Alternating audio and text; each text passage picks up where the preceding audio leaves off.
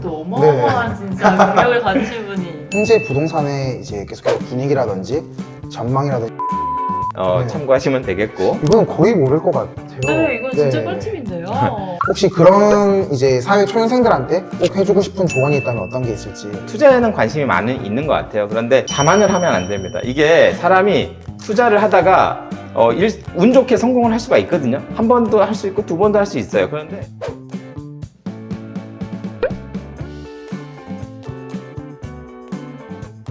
네, 안녕하세요. 부동산 시행을 느낌있게 북김의 최필주입니다. 안녕하세요, 김이나입니다. 모시기 어려운 선배님을 또 모시고 왔는데 너무 유명한 분을 모신 네. 것 같아요, 진짜. 이제 큰 채널에도 많이 출연해 주시고 아닙니다. 책도 많이 편찬해 주셨는데 네. 이번에 또 저희한테 기회가 닿아서 나오시게 됐습니다. 혹시 한번 간단하게 자기소개랑 현재 활동에 대해서 네. 이야기해 줄 수 있을까요? 네, 안녕하세요. 권소혁입니다. 저는 지금 롯데건설에서 근무하고 있고요. 주로 이제 분양 쪽 일을 한 15년 이상 했습니다. 회사 다니는 거 말고도 뭐 책을 좀 출간을 했는데요. 청약 제도를 정리를 해서 출간을 2020년도에 했고, 개정판을 이제 2022년에 했습니다. 그리고 올 8월에는 이제 부동산 투자 지침서로 해서 불인이 2주택자가 되라라는 책을 이번에 출간을 했습니다. 그리고 제가 이제 분양 소장을 하면서 쌓은 노하우를 정리를 해서 분양 마케팅의 신이라는 제목으로 내년 초에 또 출간을 할 예정입니다. 그래서 강의도 좀 하고 있는데요. 우리 또 이제 1월 달에 저희 클래스에서도 네. 청약에 대한 이제 강의도 진행을 해 주시기로 하셨고 그래서 많은 관심을 가져주시면 좋겠습니다. 그러면 또 그런 실무 경험들이 개인적인 청약이나 네. 투자에 또 어떤 영향을 주었는지도 좀 궁금합니다. 일단 청약 제도 자체가 상당히 좀 복잡합니다. 이게 그동안에 이제 정부에서 발표하면서 개정을 하다 보니까 업무를 하는 사람들도 바로바로 업데이트를 하지 않으면 헷갈리기 쉬운 부분이거든요. 그래서 이제 그런 부분들이 일반인들은 더더구나 어렵겠죠. 이제 그러다 보니까 이제 저희는 그런 내용을 잘 알기 때문에 나한테 제일 잘 맞는 유형은 뭔지, 어떻게 하면 또 이제 당첨 확률을 높일 수 있는지 이런 것들을 좀 알 수 있기 때문에 주변의 지인들도 이제 상담을 좀 많이 요청을 해서 실제로 당첨이 돼서 이제 입주까지 한 지인들이 좀 있어요. 이제 그러다 보니까 아무래도 이제 실제 청약하고 또 이제 주택을 구입하는 데 좀 도움이 되는 것 같습니다. 계속해서 지금 부동산 분양 시장을 바라보고 계시고 공부도 계속 하고 계시는데 그런 관점에서 봤을 때 현재 부동산의 이제 계속해서 분위기라든지 전망이라든지 이런 거 좀 어떻게 생각하시는지 궁금합니다. 사실 뭐 부동산은 항상 이제 등락이 있어 왔죠. 이렇게 상승 하락이 있었고 보통 10년 주기설이라는 얘기들을 많이 하는데 이제 그거는 제가 봤을 때는 한 번씩 있는 큰 위기 때문에 이제 그런 주기가 어떻게 보면 우연히 나온 것 같아요. IMF 외환위기가 있었고 그다음에 금융위기, 그다음에 코로나 위기가 있었는데 이제 그런 거시경제 위기가 있을 때 이제 급락을 한번 하고 나서 그다음에 이제 상승을 하게 되는 과정을 거치면서 이제 이런 사이클이 생겼는데 코로나19 때 이제 침체됐던 거를 이제 부양을 하려고 정부에서 부양책을 막 쓰고 있었는데 최근에 이제 가계부채가 좀 문제가 되다 보니까 다시 좀 규제로 좀 돌아선 면이 있습니다. 그래서 지금 현재로서는 이제 수도권은 상당히 좀 보합세를 띠고 있고 지방은 아직 좀 침체를 보이고 있는데요. 장기적으로는 거시경제가 중요하지만 또 중기적으로는 수급 상황이 매우 중요하기 때문에 지난 정부 때부터 우리가 이제 공급이 좀 적었죠. 인허가부터 해서 착공 물량 계속 적었기 때문에 내년 이후에는 이제 서울을 중심으로 해서 이제 입주 물량이 적다라고 이제 다들 알고 있습니다. 그러다 보니까 내년 이후부터는 대세 상승기가 올 거다라는 이제 전망들을 많이 하고 있어서 서울을 중심으로 한 수도권은 내년 하반기 또는 늦어도 후년 상반기부터는 이제 대세 상승이 예상이 되고요. 지방 같은 경우는 좀 다르게 보셔야 되는데 지방은 우리나라가 이제 내년부터 인구가 감소기로 접어들고 초고령 사회가 들어가기 때문에 특히나 지방 소멸 문제가 있어서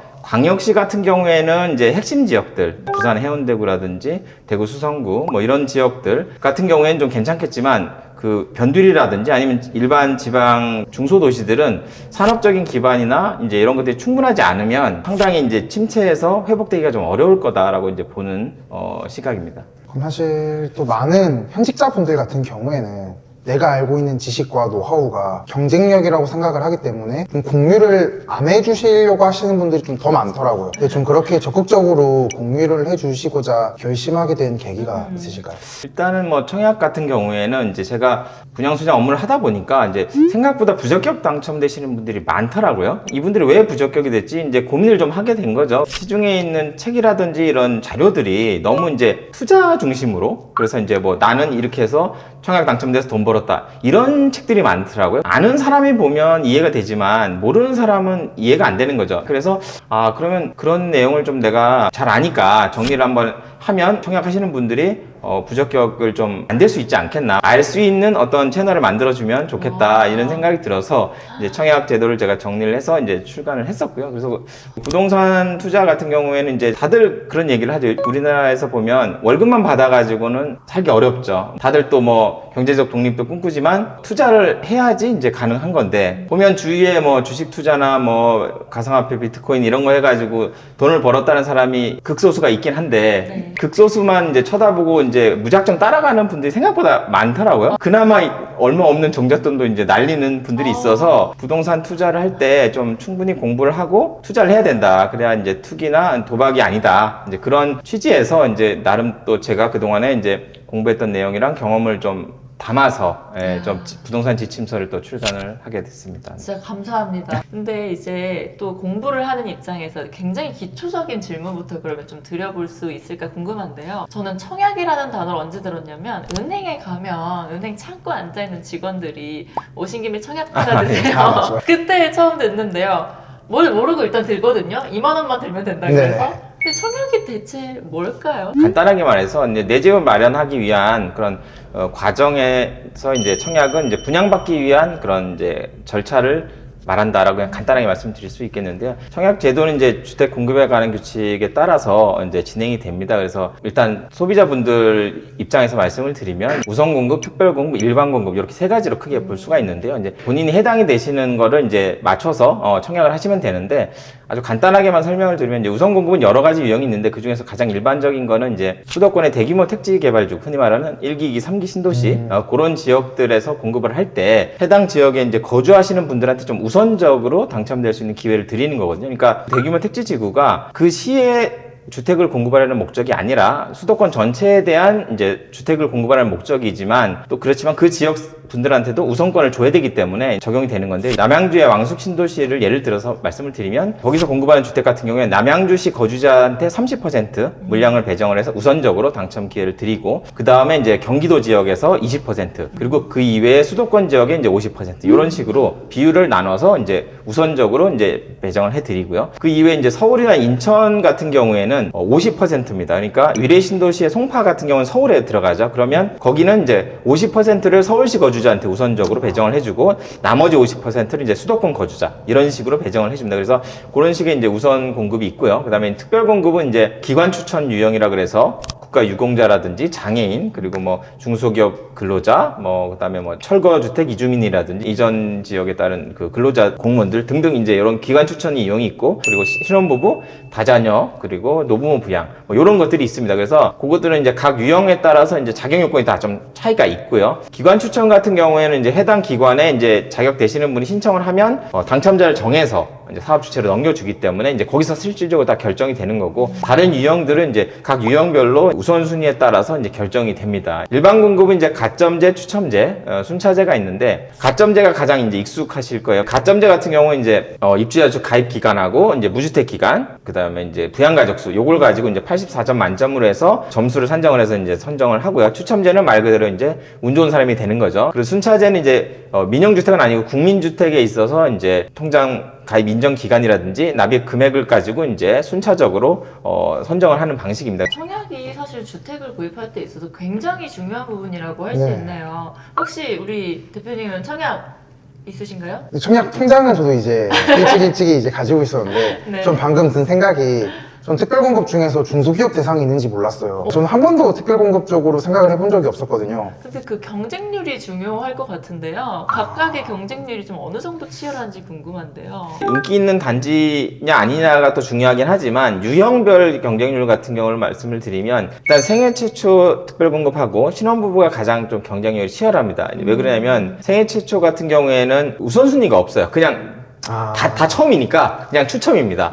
그리고 이제 신혼부부 같은 경우에는 뭐 우리가 뭐 인구가 줄고 자녀를 안 낳는다고 하지만, 또 내 집 마련하는 분들 중에서는 신혼부부가 많아서 이제 치열합니다. 그리고 상대적으로 이제 노부모 부양이라든지 다자녀 부분이 원래 경쟁률이 낮은데 다자녀 같은 경우는 원래 3자녀 이상이었다가 이번에 2자녀로 바뀌면서 이제 경쟁률이 좀 높아진 상황입니다. 이제 그래서 노부모 부양이 제일 낮고요. 그다음에 이제 생애 최초하고 신혼부부가 가장 높다. 이렇게 보시면 됩니다. 그러면 이렇게 청약을 할 때 나의 점수를 높이는 것도 중요할 것 같아요. 네, 그래서 그렇죠. 점수를 높이기 위한 좀 팁 같은 게 있을까요? 통장 가입 기간이 일단 있는데요. 그거는 일단은 뭐 일찍 가입을 하는 게 일단 유리하겠죠. 근데 이제 자녀 같은 경우에 원래는 이제 미성년자, 만 19세 미만의 미성년자는 가입 기간이 2년까지만 인정이 됐었는데 요번에 5년까지로 이제 연장이 됐습니다. 그래서 만 14세에 가입을 해주면 성년이 됐을 때 5년이 인정이 되니까 물론 태어나자마자 해도 됩니다. 그렇지만 어쨌든 만 14세 이전에 가입을 해도 똑같은 5년만 인정이 되기 때문에 이제 그 부분을 참고를 하시면 될 것 같고요. 배우자의 통장 가입 기간을 또 일정 부분 인정을 해줍니다. 그래서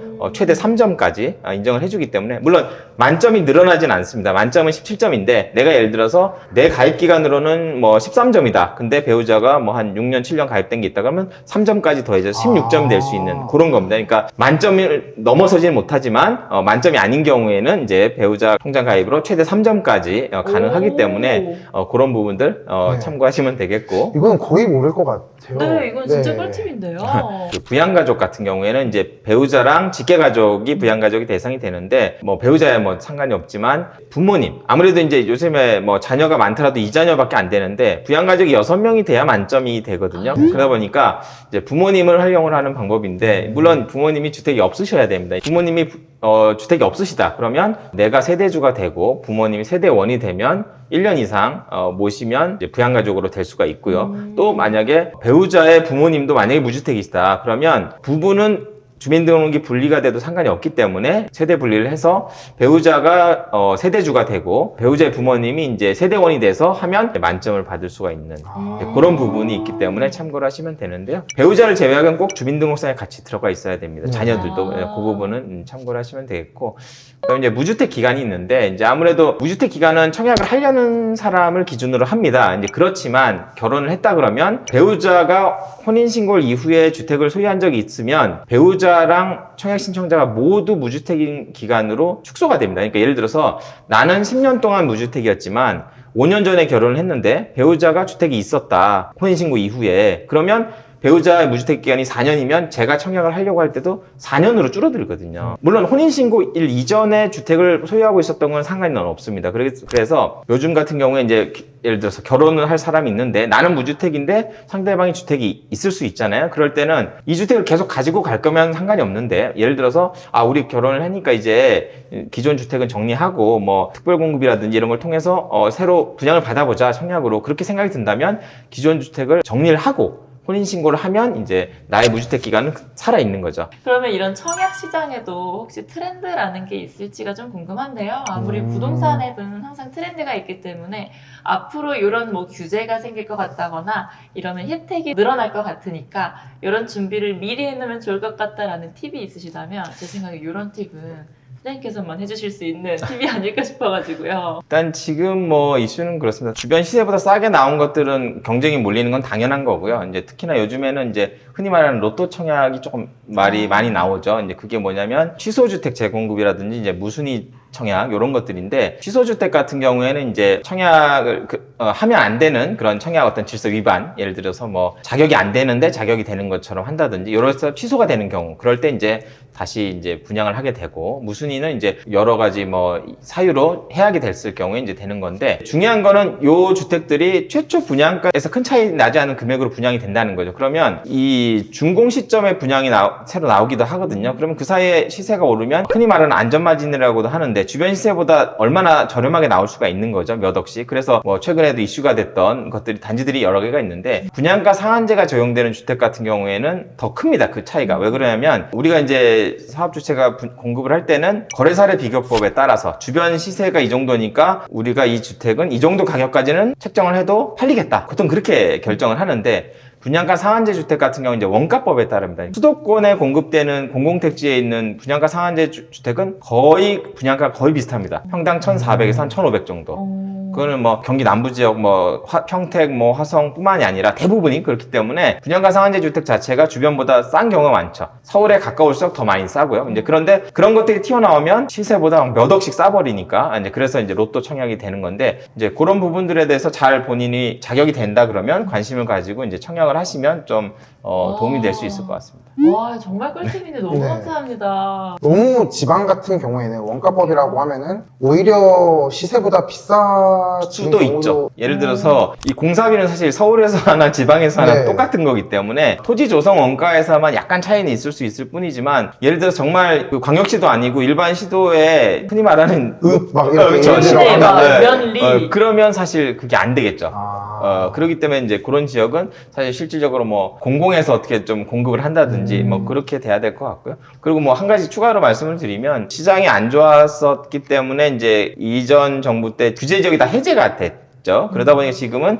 강남 3구하고 이제 용산구만 규제 지역으로 남아 있습니다. 그러다 보니까 흔히 말하는 묻지마 청약이라는 것들이 이제 성행하게 됐는데요. 이제 그 이유를 말씀을 드리면 원래 이제 재당첨 제한이라는 제도가 있습니다. 뭐냐? 한번 당첨이 되면 일정 기간 동안은 이제 당첨이 되지 못하도록 하는 그런 제한이 있는데 요건이 좀 충족이 돼야 됩니다. 첫 번째 뭐냐면 기존에 당첨됐던 주택이 국민주택이거나 아니면 규제 지역에서 공급하는 민영주택이나 분양가 상한제 적용주택 이런 것들에 당첨이 됐어야 되고 또 청약하려는 주택도 국민주택이거나 아니면 규제 지역에 있는 민영주택이어야 되거든요. 그런데 이전에 문재인 정부 시절에는 대부분이 규제 지역이었기 때문에 재당첨 제한 대상이 엄청 넓었죠. 그런데 지금은 다 해제가 되다 보니까 이전에 예를 들어서 서울에 당첨이 됐다 하더라도 지금은 강남 3구, 용산구를 제외하고는 규제 지역이 아니니까 예를 들어서 뭐 마포구, 광진구 이런 데서 공급하는 주택이어도 내가 민영주택 청약을 할 때 재당첨 제한이 적용되지 않는 거죠. 그러다 보니까 당첨되고 계약을 안 해도 나한테 페널티가 별로 없기 때문에 일단은 청약을 해놓고 한번 보자. 그래서 그런 식으로 이제 좀 많이 성행하는 겁니다. 네. 청약이 일단 내가 어떤 유형에 해당되는지 중요하고 지역도 굉장히 네. 중요하고 그다음에 점수를 올리기 위한 거를 꾸준히 노력을 찾아가지고 해주는 게 되게 중요하다는 생각이 듭니다. 역시 정리를 정말 잘하셨어요. 핵심만 네네. 정리요정. 정리하겠습니다. 정리. 네네.